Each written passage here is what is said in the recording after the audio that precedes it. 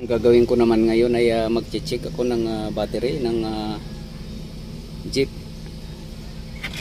So itong Jeep na to ay luman-luma na siya at hinahakutan siya ng mga kagamitan, materialis sa construction. So mayroon pong gumawa dito na nag-change oil at filter nagpalit. Paandar niya ayaw daw start. So checkin ko po itong battery na to. So hindi ko po ma-actual na mapaandar dahil wala po yung susi, nasa may-ari.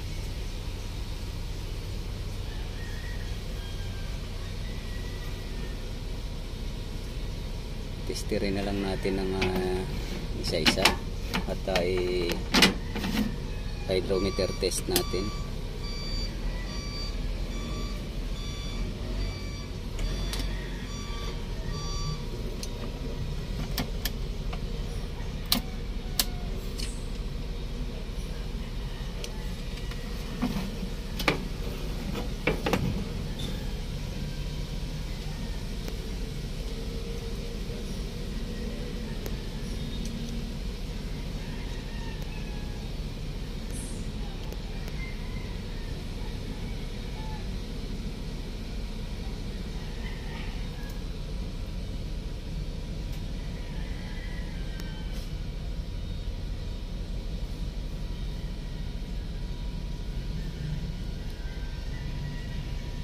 So ayan, almost 25 volts or 24.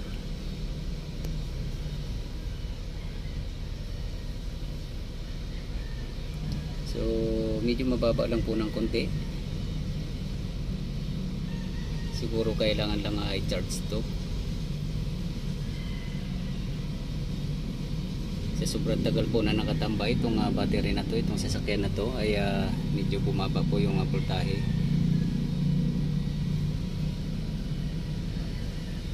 Ayan, 24 or almost 20 po. Sakto po siya, 24.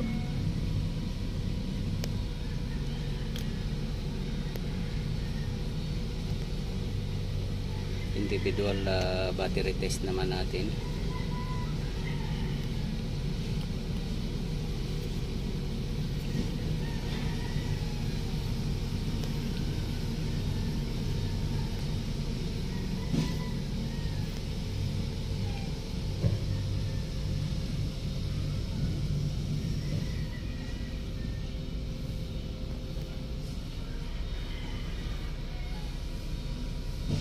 So 11.5.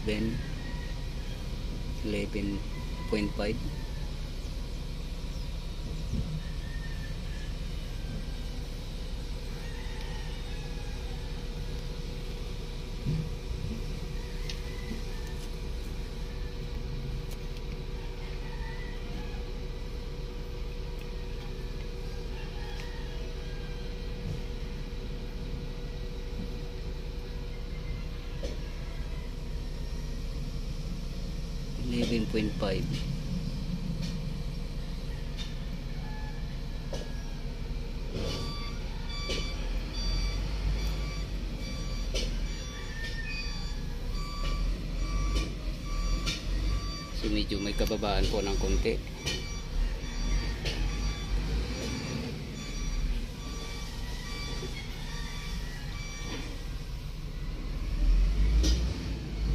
Yan, almost 24 volts siya.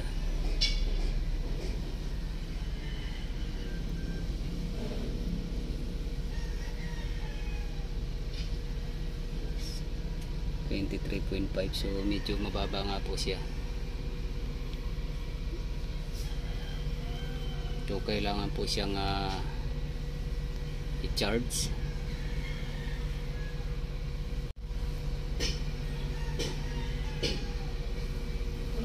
Below 24 volts. Medyo mababa po siya.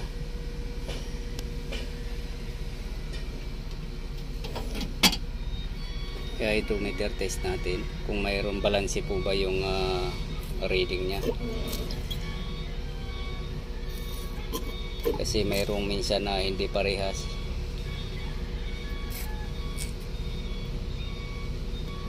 So okay naman yung tubig.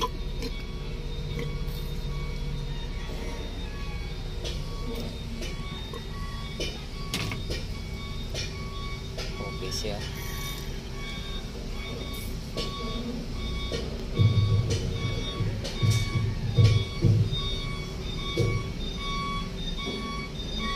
Okay.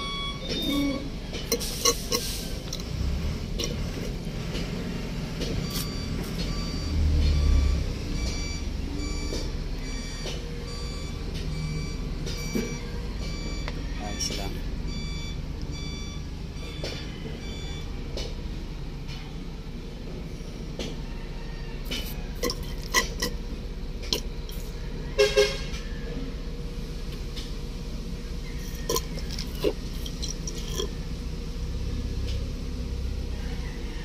So kung napapansin nyo po ay hindi po nakabaon yung read. Ibig sabihin pare-parehas po sila ng reading. So pwedeng kailangan na pong i-charge to. Dito naman tayo sa isa.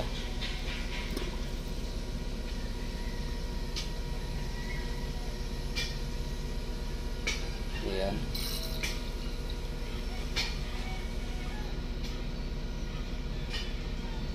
So parehas. Ayan, parehas. Hindi naman nakabaon yung red.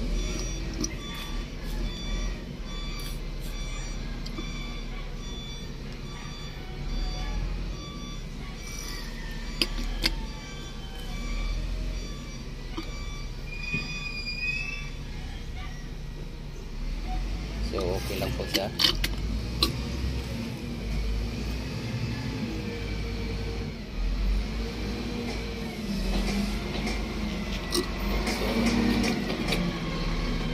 Wala pong naging problema sa reading po ng hydrometer tester.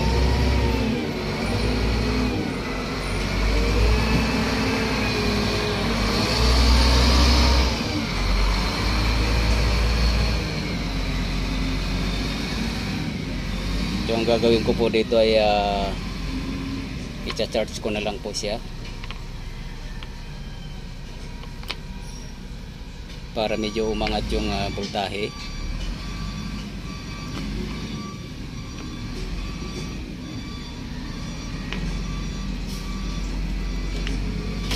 So sa katagalan po ng pagtatambay ng sasakyan na to, so medyo bumaba po yung supply ng battery, kaya medyo nahihirapan siguro yung starter, nahihirapan yung makina, panda rin.